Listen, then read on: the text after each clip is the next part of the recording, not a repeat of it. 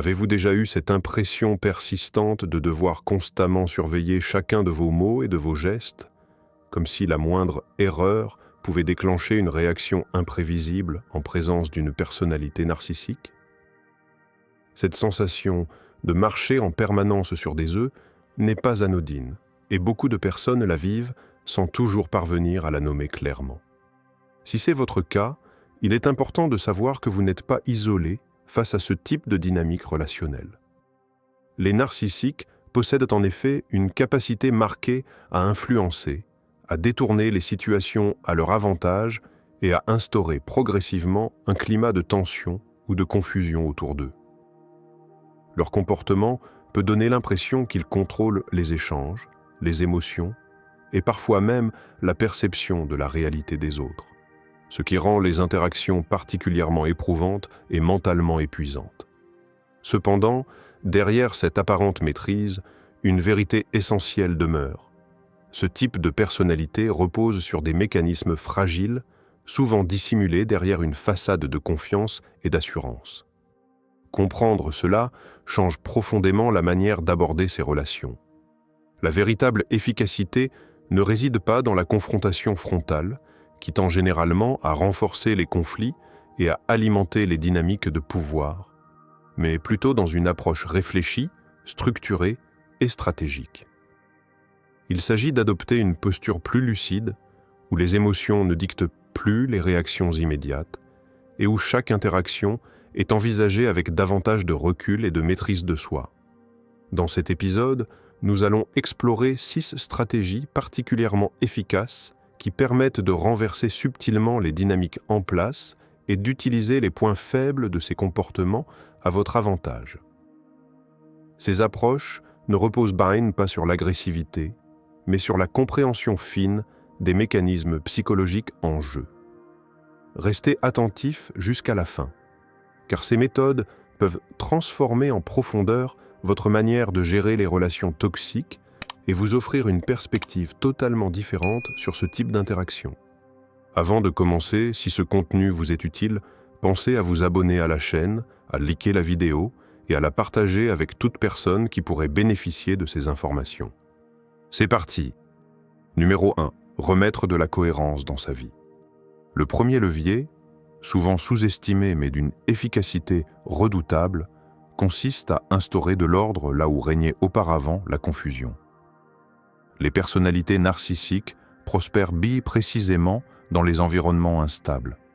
Plus votre quotidien est désorganisé, plus elles disposent d'un terrain favorable pour influencer vos émotions, orienter vos réactions et, à terme, diriger vos décisions. Le déséquilibre, l'incertitude et le flou ne sont pas des accidents dans leur dynamique, ce sont des outils qu'elles exploitent avec précision. En alimentant le doute et la désorientation, elles renforcent leur emprise et rendent toute résistance plus difficile. C'est pourquoi elles cherchent régulièrement à perturber votre équilibre intérieur.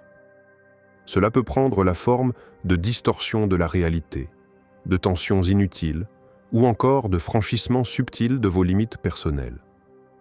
Tout est mis en œuvre pour vous faire vaciller, perdre vos repères et vous maintenir dans un état de dépendance émotionnelle. Pourtant, il existe une réponse particulièrement efficace à ce mécanisme. Instaurez une structure claire et consciente dans votre vie. À partir du moment où vous choisissez de réorganiser votre environnement, de clarifier vos priorités et d'établir des limites émotionnelles nettes, vous modifiez profondément la dynamique. Vous affirmez silencieusement mais fermement que vous ne participerez plus à ce jeu désordonné.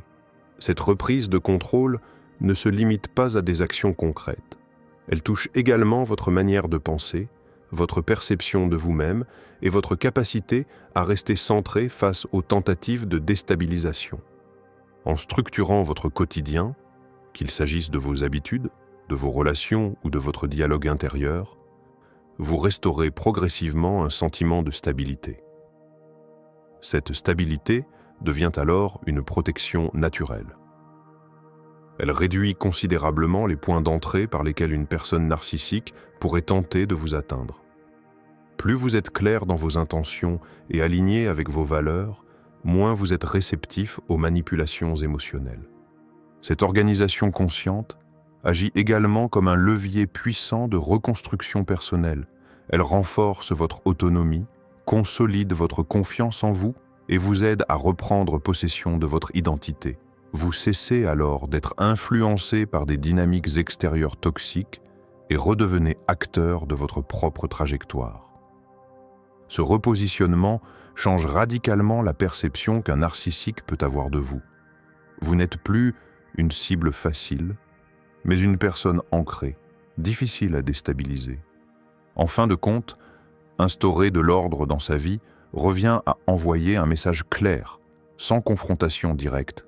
Vous n'êtes plus disponible pour le chaos. Et c'est précisément ce qui fragilise le plus ce type de profil.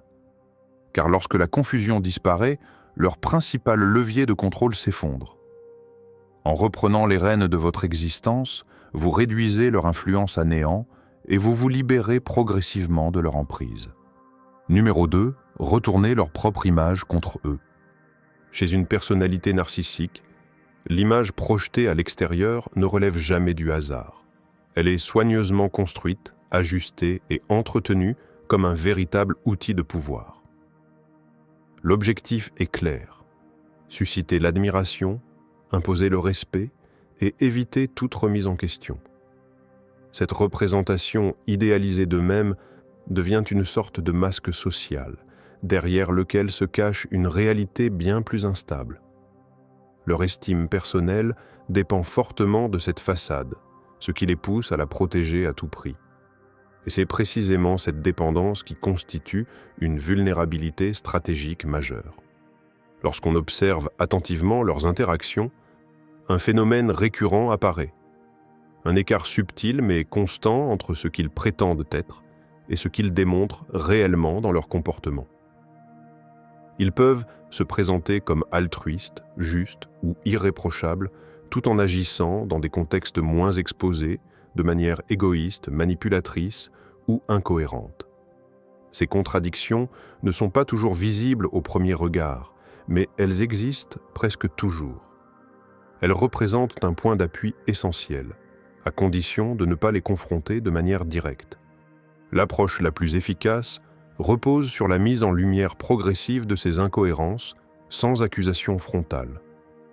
Il s'agit plutôt de souligner des faits, de rappeler des situations précises ou de poser des questions qui amènent naturellement les autres à percevoir le décalage.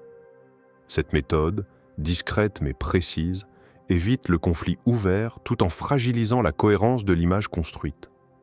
Dans des environnements sociaux ou professionnels, elle peut être particulièrement puissante, car elle agit sur la perception collective sans donner au narcissique un terrain clair pour contre-attaquer. À mesure que ces fissures apparaissent, même de manière légère, une pression interne s'installe chez lui. Il se retrouve confronté à la possibilité que son image ne soit plus parfaitement maîtrisée. Cette situation est profondément inconfortable, car elle touche directement à son besoin de perfection et de reconnaissance. Pour compenser, il peut redoubler d'efforts pour contrôler son apparence, multiplier les justifications ou tenter de rediriger l'attention. Mais ces réactions, souvent excessives, risquent au contraire d'accentuer les doutes. Plus la dissonance entre le discours et la réalité devient perceptible, plus le maintien de la façade exige d'énergie. Ce déséquilibre peut alors conduire à des erreurs, contradictions dans les propos, changements de version, réactions émotionnelles disproportionnées. Ces moments révèlent, parfois malgré lui, une part de vérité qu'il cherchait à dissimuler. Sans attaque directe, son image commence à perdre en crédibilité, car elle ne repose plus sur une cohérence solide. Il y a ici une dynamique presque ironique. Ce qui constitue son principal levier, la maîtrise de son image, devient progressivement un poids. Plus il tente de préserver une perfection artificielle, plus il s'expose au risque de dévoiler ses limites. Cette tension constante fragilise son positionnement et réduit son influence sur le long terme. Adopter cette stratégie, c'est refuser de jouer selon ses règles tout en modifiant subtilement le cadre. Vous ne cherchez pas à convaincre ni à attaquer, mais à laisser apparaître ce qui est déjà présent. Ce repositionnement transforme la relation. Son image ne lui sert plus à dominer. Elle devient une contrainte qu'il doit défendre en permanence. En exploitant cette dépendance à la perception extérieure, vous inversez progressivement l'équilibre. Ce qui lui donnait du pouvoir devient une source de vulnérabilité. Et à mesure que les incohérences se dévoilent, même partiellement, son influence diminue, laissant apparaître une réalité qu'il ne peut plus entièrement contrôler. Numéro 3. Refuser d'entrer dans le jeu des provocations. Les personnalités narcissiques ont un rapport particulier aux émotions d'autrui. Elles ne les perçoivent pas comme une expérience à partager, mais comme une ressource à exploiter. Le conflit, la tension, la colère ou la tristesse deviennent pour elles des leviers d'influence. Lorsqu'elles parviennent à déclencher une réaction émotionnelle, elles en retirent un sentiment de contrôle et de supériorité. Ce n'est pas tant la situation en elle-même qui les intéresse, mais la manière dont elle vous affecte. Plus elles réussissent à perturber votre stabilité intérieure, plus elles renforcent leur impression de domination. C'est pourquoi les provocations ne sont jamais anodines. Elles peuvent être directes ou subtiles, explicites ou déguisées sous forme de remarques, de critiques implicites ou de comportements contradictoires.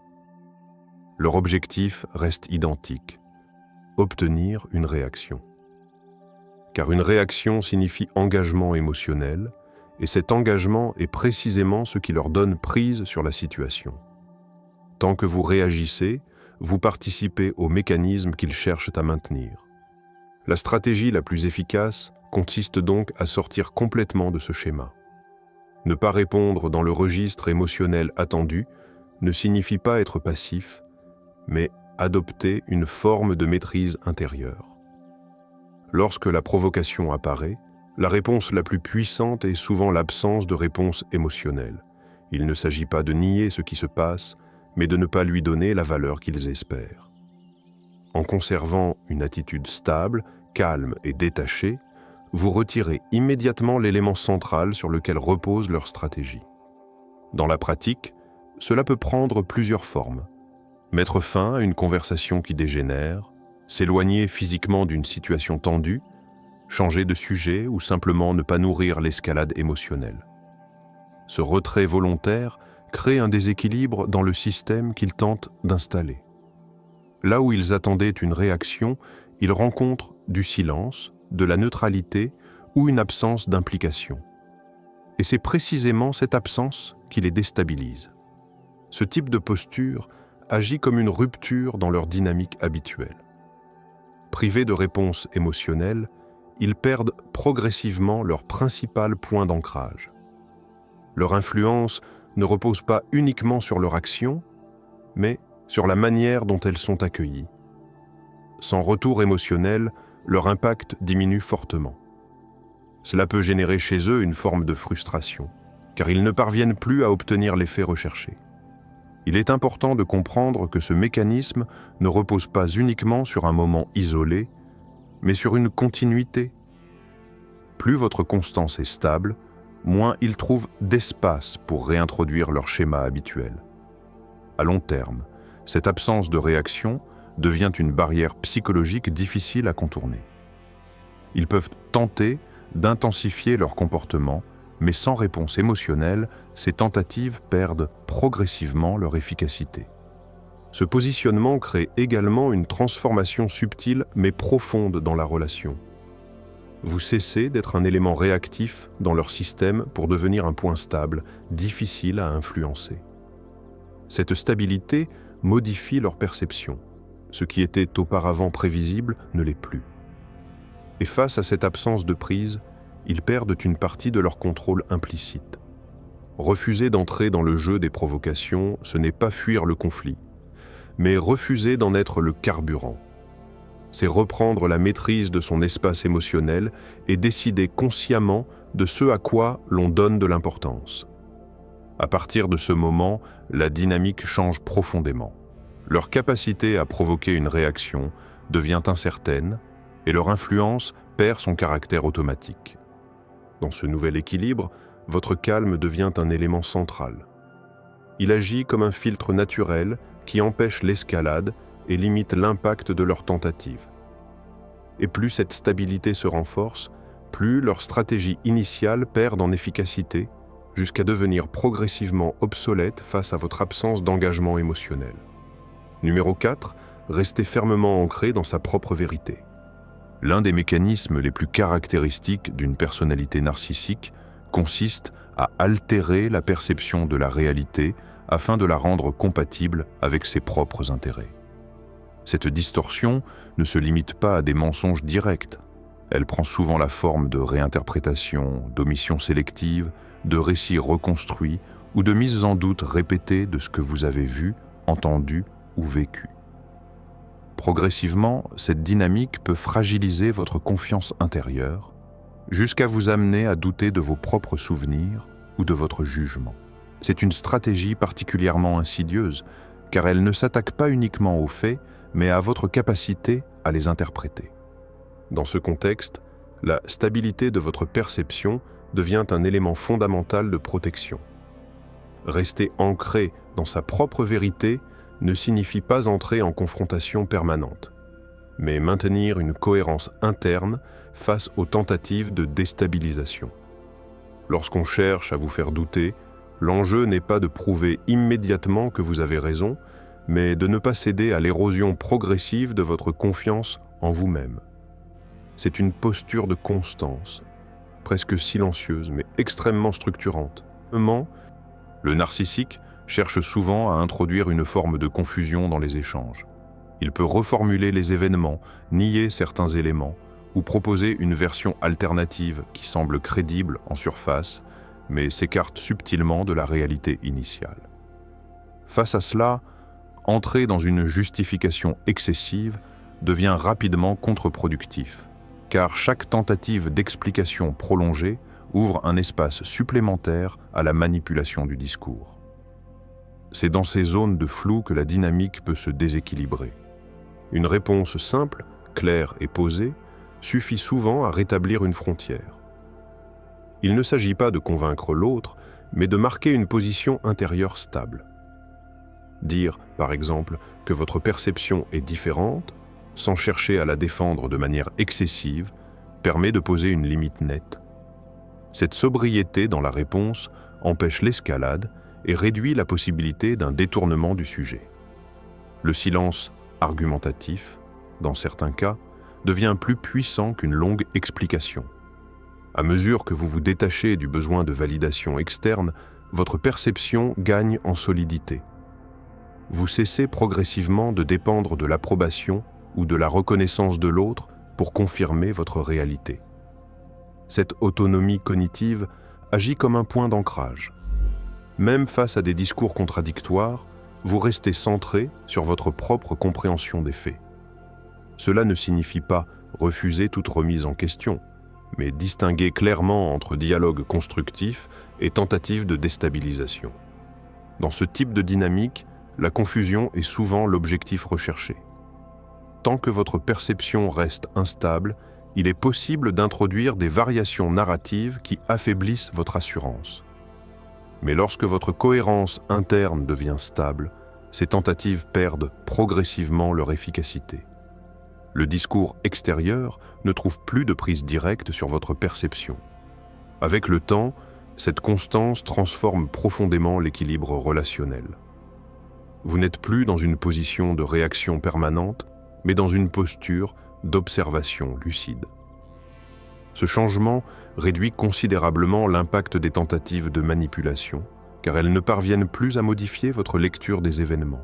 Même si des divergences persistent, elles n'affectent plus votre stabilité intérieure. Rester fidèle à sa propre vérité n'est donc pas un acte de confrontation, mais un acte de préservation. C'est protéger la clarté de sa perception contre les tentatives de brouillage externe. Cette fidélité à soi-même crée une forme de continuité intérieure qui devient difficile à perturber. Finalement, plus votre ancrage dans la réalité est solide, moins les tentatives de distorsion ont d'impact. Et c'est précisément cette stabilité qui transforme la relation. Ce qui pouvait auparavant vous déstabiliser devient progressivement inopérant face à une conscience claire, structurée et cohérente de votre propre expérience. Numéro 5. Reconstruire sa vie avec sens et intention. L'une des dynamiques les plus déterminantes face à une personnalité narcissique consiste à reprendre entièrement possession de sa trajectoire de vie et à la reconstruire de manière consciente. Surtout après une période marquée par la déstabilisation, la confusion ou la tentative de destruction psychologique. Ce type de personnalité se nourrit fondamentalement du déséquilibre qu'elle provoque chez les autres. La souffrance émotionnelle, la perte de repères et l'instabilité intérieure deviennent, dans sa logique, des indicateurs de puissance.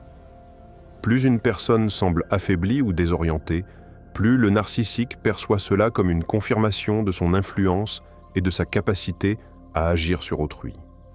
Dans cette perspective, le chaos n'est jamais neutre. Il fonctionne comme un outil implicite de contrôle. Maintenir quelqu'un dans un état d'incertitude ou de fragilité émotionnelle permet de conserver une position dominante sans avoir besoin d'un affrontement direct. L'autre devient alors dépendant de cette dynamique, non pas uniquement par peur, mais aussi parce que son propre équilibre a été progressivement fragmenté. C'est précisément ce type de structure relationnelle que la reconstruction consciente vient remettre en question. Le moment où vous décidez de ne plus rester dans cette logique marque un basculement fondamental.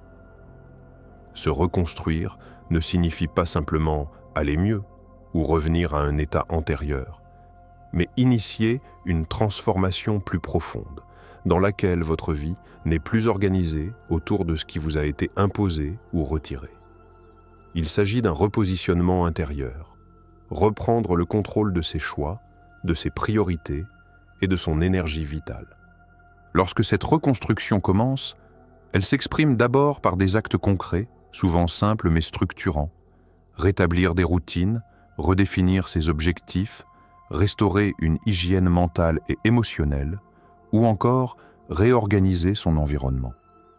Progressivement, ces ajustements créent un nouveau cadre de stabilité. Ce cadre n'est pas dépendant de la personne qui a tenté de vous déstabiliser, mais entièrement fondé sur vos propres décisions. À mesure que ce processus se développe, une transformation plus profonde apparaît. La relation à soi-même change. Vous cessez d'être défini par une expérience de rupture ou de souffrance pour redevenir un individu en mouvement, capable de croissance et d'évolution. Cette reconfiguration interne est essentielle, car elle redonne une continuité là où il y avait fragmentation. Elle rétablit une cohérence intérieure qui n'est plus tributaire du regard ou de l'influence d'autrui. Dans cette dynamique, chaque progrès, même discret, prend une signification particulière. Il ne s'agit pas uniquement d'améliorations personnelles isolées, mais de preuves accumulées d'une autonomie retrouvée. Chaque pas en avant indique que l'ancienne emprise perd progressivement de sa portée. Ce n'est pas une confrontation directe, mais une forme de dépassement silencieux où l'action remplace la réaction. Du point de vue d'une personnalité narcissique, cette évolution est particulièrement déstabilisante. Elle repose souvent sur l'idée implicite que l'autre restera enfermé dans un état de fragilité ou de dépendance. Lorsque cette projection ne se réalise pas, elle crée une rupture dans le schéma de contrôle. La personne ne s'effondre pas, ne reste pas figée, mais avance, construit et se stabilise. Ce décalage entre attente et réalité remet en cause la perception de maîtrise. Plus la reconstruction est cohérente et durable, plus l'influence passée s'affaiblit. Ce processus ne nécessite pas de confrontation, car il agit directement sur le terrain de la continuité personnelle. Là où existait une dépendance émotionnelle ou psychologique, s'installe progressivement une autonomie structurée. Là où régnait l'instabilité, apparaît une forme de solidité intérieure. Il est également important de comprendre que cette reconstruction ne se limite pas à un apaisement temporaire. Elle implique une redéfinition plus large de l'identité. Vous ne vous percevez plus comme une personne marquée uniquement par une expérience négative, mais comme un individu capable de transformation, d'adaptation et de progression. Cette évolution identitaire constitue un point de rupture majeur avec toute tentative d'emprise. Au fil du temps, cette stabilité nouvellement acquise devient difficile à ébranler. Les anciens schémas perdent leur efficacité, car ils ne trouvent plus de résonance émotionnelle suffisante. La dynamique relationnelle change de nature. Ce qui était autrefois une relation de tension ou de déséquilibre devient progressivement un souvenir sans impact structurel sur votre présent. En définitive, reconstruire sa vie avec sens et intention revient à transformer une expérience de désorganisation en point de départ d'une évolution consciente. Ce processus ne consiste pas à effacer le passé, mais à refuser qu'il définisse l'avenir. Et c'est précisément cette capacité à créer une continuité nouvelle, indépendante des influences stables et toxiques, qui représente la forme la plus profonde de reprise de contrôle sur sa propre existence. Numéro 6. Établir des limites non négociables. Un des aspects les plus décisifs dans la relation avec une personnalité narcissique ne réside pas uniquement dans la réaction émotionnelle ou la reconstruction personnelle, mais dans la capacité à définir des limites claires, stables et non négociables. Tant que ces limites restent floues, variables ou implicites, l'espace relationnel demeure exploitable. Le narcissique teste en permanence les contours de ce qui est acceptable, non pas de manière brutale, mais par des ajustements progressifs, presque imperceptibles. Poser des limites solides ne signifie pas entrer dans une confrontation directe ou chercher à convaincre l'autre de les respecter. Il s'agit d'une décision interne ferme, qui ne dépend pas de l'accord ou de la reconnaissance extérieure. Une limite véritable n'a pas besoin d'être expliquée en permanence, ni justifiée à répétition. Elle existe comme un cadre stable à partir duquel vos interactions deviennent filtrées naturellement. Dans ce contexte, la cohérence est essentielle. Une limite qui change en fonction des circonstances ou des émotions perd immédiatement son efficacité. À l'inverse, une limite constante crée une forme de prévisibilité dans votre comportement, ce qui réduit les possibilités d'influence ou de manipulation indirecte. Le point central n'est pas la réaction de l'autre, mais votre propre constance. Ce positionnement transforme également la dynamique relationnelle. Lorsque certaines formes de comportement ne trouvent plus d'accès, elles cessent progressivement d'être utilisées. Il ne s'agit pas d'un changement immédiat chez l'autre, mais d'une réduction des opportunités d'intrusion dans votre espace personnel. Ce déplacement est subtil, mais structurel. Avec le temps, ce cadre intérieur devient automatique. Vous n'avez plus besoin de réfléchir en permanence à ce qui est acceptable ou non, car cette structure est intégrée. Cela réduit la charge mentale et renforce votre stabilité décisionnelle. Les interactions deviennent plus simples, car elles sont naturellement filtrées par vos propres règles internes. Ce type de limite ne vise pas à contrôler l'autre, mais à protéger votre espace de fonctionnement. Et c'est précisément cette distinction qui change tout. Vous ne cherchez plus à adapter l'extérieur, vous définissez l'intérieur. C'est là que la véritable autonomie relationnelle s'installe sans conflit, sans justification excessive, mais avec une clarté stable et durable. Si ce contenu t'a plu, pense à t'abonner à la chaîne pour ne rien manquer des prochaines vidéos et n'hésite pas à laisser ton avis en commentaire. Ton soutien est essentiel et contribue directement à faire grandir et évoluer ce projet. Un grand merci à toutes celles et ceux qui nous suivent déjà et partagent notre contenu. Votre présence fait toute la différence. Prenez soin de vous et de vos proches, et on se retrouve très bientôt pour une nouvelle vidéo.